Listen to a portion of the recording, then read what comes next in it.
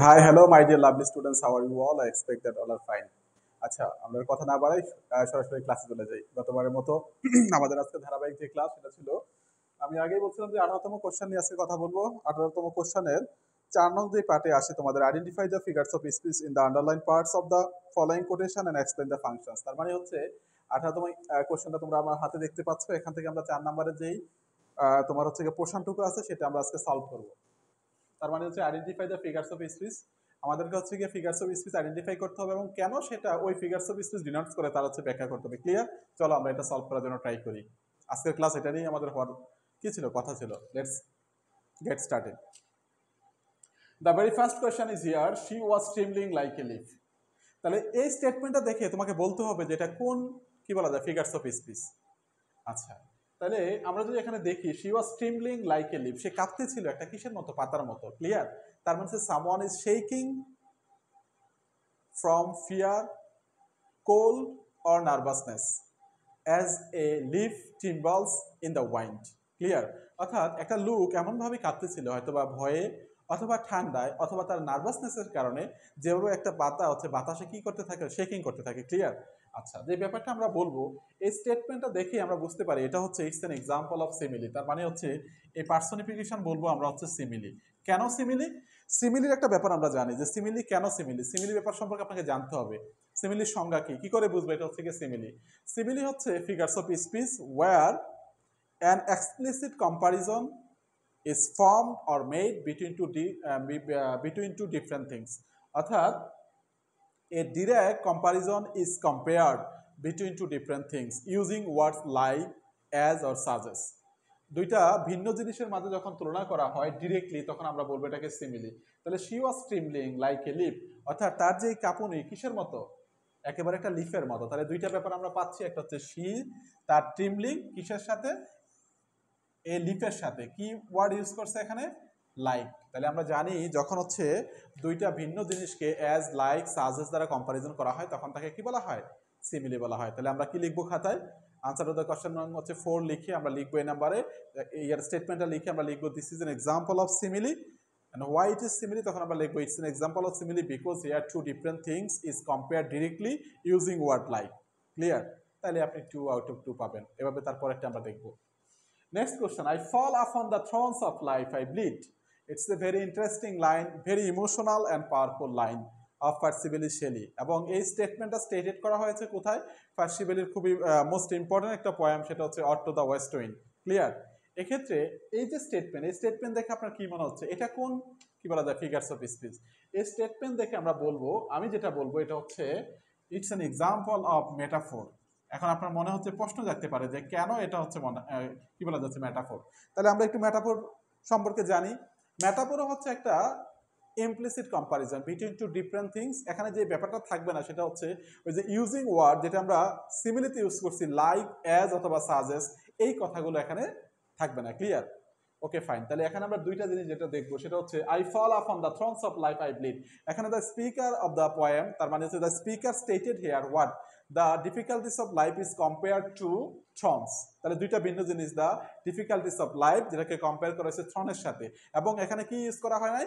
Like as অথবা such as use করা হয় নাই।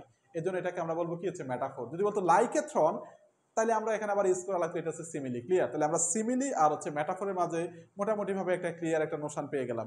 একটা হচ্ছে explicit comparison between two different things using word হচ্ছে লাইক অ্যাজ অথবা সাজেস, আর একটা হচ্ছে implicit comparison between two different things যেখানে আমরা ইউজ করব না লাইক অ্যাজ সাজেস, এই কথাগুলো ইউজ করবো না। তাহলে এটা ক্লিয়ার? তাহলে আমরা এটা বলতে পারি কি it's an example of metaphor. And the third one is o judgement thou art tied to British beast. এই লাইনটা মূলত হচ্ছে আমরা খুব ভালো করে জানি, যেহেতু আমরা হচ্ছে পড়েছি কি বলা যাচ্ছে জুলিয়াস সিজার পড়েছি শেক্সপিয়ারের, ওইখানে মেবি যেটা বলা যায় অ্যাক্ট 3-তে সিন 2-তে হচ্ছে এই লাইনটা এমন ছিল, O judgement thou art fled to British beast, and যে লাইনটা ছিল আমরা একটু বলি, ওই লাইনটা ছিল এমন, man have lost their reasons. আচ্ছা, তাহলে এই স্টেটমেন্টটাকে আমরা কি করে হচ্ছে আইডেন্টিফাই করব, এটা কোন হচ্ছে কি বলা যায় what figures of speech it denotes, তাহলে এটাকে আমরা বলবো এটা হচ্ছে পার্সনিফিকেশন। এখন প্রশ্ন হচ্ছে কেন এটা পার্সনিফিকেশন, তাই না? পার্সনিফিকেশন যদি ভালো করে আমরা একটু লিটারেচার পড়ে থাকি, যদি মোটামুটিভাবে একটু চিন্তা করে লিটারেচার পড়ি, তাহলে কিন্তু ফিগারস অফ স্পিচ আইডেন্টিফাই করা যাবে। ডিয়ার স্টুডেন্টস, আমি বারবার বলি, হ্যাঁ হয়তো আপনি 2টা কমন পড়ে যাবেন 5টার ভিতরে, আর বাকি 3টা কিন্তু আপনাকে অ্যানালাইজ করে আপনার থিঙ্কিং পাওয়ার দিয়ে আইডেন্টিফাই করা লাগবে এবং স্টেটমেন্টকে আপনাকে ডেসক্রাইব করে দিতে হবে। এটা খুবই গুরুত্বপূর্ণ। এজন্য আপনাকে এই এই পোর্শনটুকু আপনাকে ভালো করে অ্যানালাইজ না করলে আপনি টেকনিক বা কৌশলী না হলে কিন্তু আইডেন্টিফাই করতে পারবেন না। এবং এখান থেকে যদি 1 মার্কসও ছুটে যায় তাহলে আপনি অনেক পিছিয়ে যাবেন, তখন আপনার কি বলা যায় ওই যে মেরিট লিস্ট চলে আসবে সেই 3000, 4000, 5000 ওই পর্যায়ে। তাহলে এখানে কি বলছে, ও জাজমেন্ট দো আর ট্রাই টু কি বলা যায় ব্রিটিশ বিস্ট, পরের লাইনটা এমন ছিল, and man have lost their reasons, এটা হচ্ছে জুলিয়াস সিজার থেকে নেওয়া অ্যাক্ট 3 তারপর সিন 2, যদি আমি ভুল না করে থাকি। আমরা হয়তো বা ওইখানেই পড়েছিলাম এটা। এটা কেন হচ্ছে পার্সনিফিকেশন, এখানে মূলত একটা মকারি করা হয়েছে, অথবা যেটা করা হয়েছে ইনসাল্ট করা হয়েছে আইরনিক্যালি অথবা হচ্ছে ড্রামাটিক্যালি, যে এটা এমন বলা হয়েছে এখনকার যে জাজমেন্ট বিচার, এটা কি বলা যায় মানুষের চেয়ে হচ্ছে গিয়া কি বলা যায় প্রাণীরা আরো বেশি হচ্ছে গিয়া ভালো করতে পারে। তাইলে আমরা এটাকে বলতে পারি ইটস এন এক্সাম্পল অফ কি বলা যায় হচ্ছে personification, because here the word judgement is treated as a man who can flee or tie. Clear? এতটুকু লিখলে আপনি 2 এ 2 পেয়ে যাবেন। ফার্স্ট অফ অল আপনাকে লিখতে হবে ইটস এন এক্সাম্পল অফ কি বলা যাচ্ছে পার্সনিফিকেশন, এবং কেন এটা personification, here the word judgement is treated as a man. Clear? অথবা here the word judgement is given human quality, অথবা here the word judgement is endowed with human quality. Clear? তার মানে হচ্ছে পার্সনিফিকেশন হচ্ছে এমন একটা ব্যাপার যেখানে হচ্ছে নন হিউম্যান বিংকে হিউম্যান কোয়ালিটি দেওয়া হয়, যারা নন হিউম্যান তাদেরকে হচ্ছে হিউম্যান কি দেওয়া হচ্ছে কোয়ালিটি দেওয়া হয়। ক্লিয়ার? তাহলে হয়তো আমরা হচ্ছে এটা খুব ইজিলি বুঝতে পারবো। Clear? Okay, next. Was this the face that launch 1000 ships, ships বানানটা মনে হয় এখানে ভুল আসছে আমাদের, SSIPS হবে,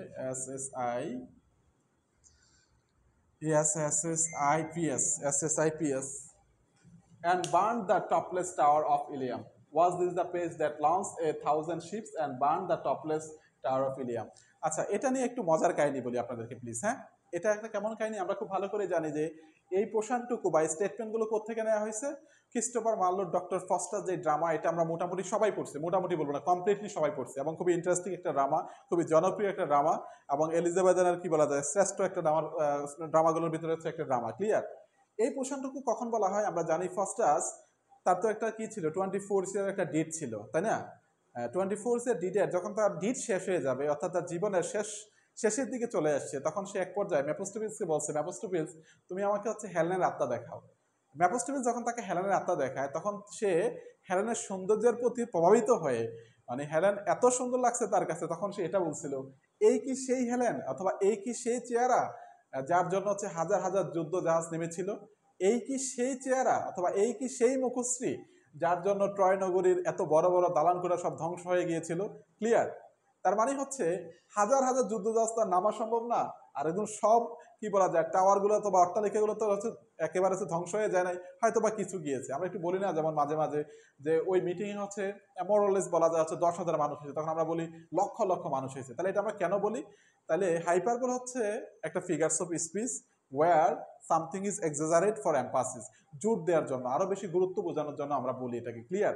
তাহলে এখানে অতিরঞ্জিত ভাবে বলা হয়েছে, তার মানে তার সৌন্দর্যের প্রভাবিতকে the effect of beauty Helen is exaggerate here, অর্থাৎ হেলেনের সৌন্দর্যের যে প্রভাব সেটাকে খুব অতিরঞ্জিত ভাবে হচ্ছে বলা হয়েছে। সে মানে হচ্ছে হতবিহ্বল হয়ে গেছে, তাই না? যে হচ্ছে তার কাছে তাকে দেখে হচ্ছে তার কাছে এতই ভালো লাগছে, সে হচ্ছে অনেক হচ্ছে ওভার স্টেটমেন্ট ভাবে হচ্ছে স্টেটেড করা হয়েছে। ক্লিয়ার? তাহলে হচ্ছে আমরা এটাই বলবো হাইপারবোল হচ্ছে এমন একটা লিটারি টার্ম অথবা figures of speech where something is exaggerate, অর্থাৎ হচ্ছে বাড়িয়ে বলা হয় কি জন্য, ফর গিভেন অথবা ফর গিভিং এমফাসিস, গুরুত্ব দেওয়ার জন্য। তাহলে আমরা এটা বলবো কি it's an example of hyperbole. Hyperbole কেন hyperbole? Here the statement is exaggerate for given বা for giving emphasis. Clear?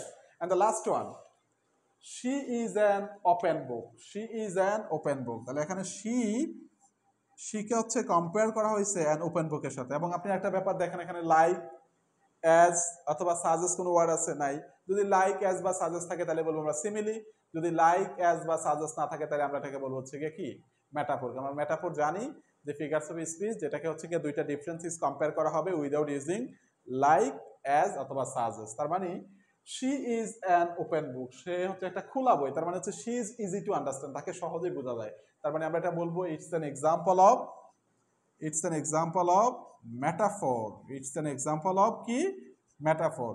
Here the word she is compared with an open book without using word as, like or suggest. Clear?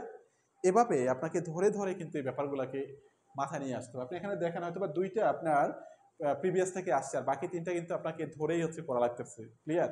এবং আপনাকে এই Notion বুঝতে হবে এবং এই figures of স্পিচগুলো কি জন্য কোনটা হয় তার যে একটা ইন্টারনাল যে একটা থট আপনাকে ডেভেলপ করা লাগবে, নাহলে সম্ভব না ভাই। এখানে কতগুলো কৌশল আপনাকে অবলম্বন করাই লাগবে, তা নাহলে আপনি পারবেন। আপনি ভাববেন এখান থেকে 6 পাবেন বা 8 পাবেন, 2 যদি ছুটে যায় তাহলে আপনার প্রিপারেশন, আপনার সিরিয়াল চলে আসবে কোথায় 3000 4000, চাকরি সম্ভব। এবার দেখেন 18তম মধ্যে কি হয়েছে, 521টা সিট আছে। ওয়ার ইজ, আমি আবারও বলি তোমাদেরকে প্লিজ, 521টা ঠিক আছে 1200-এর উপরে, তাহলে সবার চাকরি হবে? Very challenging. আপনি পাস করবেন, হ্যাঁ রিটেনে ভাবে পাস করে আসে, কিন্তু চাকরি পাবেন না। আর যদি চাকরি পাওয়াই লাগে, রিটেনের score most important here. NTRC job, written score plays and so important role for getting NTRC job, এটা চরম সত্য। ক্লিয়ার? কাজে পণ্ডিতি করা যাবে না, খালি প্রিপারেশন নেওয়া লাগবে, বুঝে বুঝে প্রিপারেশন নেওয়া লাগবে। আন্দাজিক প্রিপারেশন নিলে হবে না। কোত্থেকে কোশ্চেন পিক করা হয়, কিভাবে কোশ্চেন আসে, কি করে হচ্ছে লেখা লাগবে, প্রেজেন্টেশন কি করে করা লাগবে। অনেকে কয় সব আনসার করে আসছি, কয় কি হচ্ছে লিটারেচার থেকে, কি হচ্ছে হিস্ট্রি অফ হচ্ছে কি বলা যায় লিটারেচার, তারপর অথর্স, তারপরে হচ্ছে লিটারি টার্ম, সব নাকি হচ্ছে আনসার করে আসছে, বাট আইসা সে পাসই করতে পারে না। ওই যে খুদাই খালি লিখে আসলে হবে? শোনো ভাই, একাডেমিক হচ্ছে গিয়া লিখিত পরীক্ষা আর হচ্ছে এনটিআরসি লিখিত পরীক্ষা, ইটস এ কি বলা যায় বিগ ডিফারেন্স। আপনি যদি অ্যাপিয়ারেন্স না হন তাহলে এটা সম্ভব না। কাজে গোছালো, পরিপূর্ণ এবং পূর্ব পরিকল্পিত যদি একটা প্রিপারেশন থাকে তাহলে it is possible to get chance in NTRC exam, otherwise not. Dear students, আমি আবারও বলি, আমরা আমাদের এই পরীক্ষা হচ্ছে এই কোশ্চেন সলভ হচ্ছে চলতে থাকবে। স্টিক টু উইথ নিবার স্যার, পরের ক্লাসে তো আমরা বলবোই আবার কি হবে। আশা করছি আমি যে হোম টাস্ক দিয়ে দেবো এটা তোমরা ঠিকঠাক মতো করবে। আজকের মতো এখানেই বিদায়। আল্লাহ হাফেজ, see you in the next class.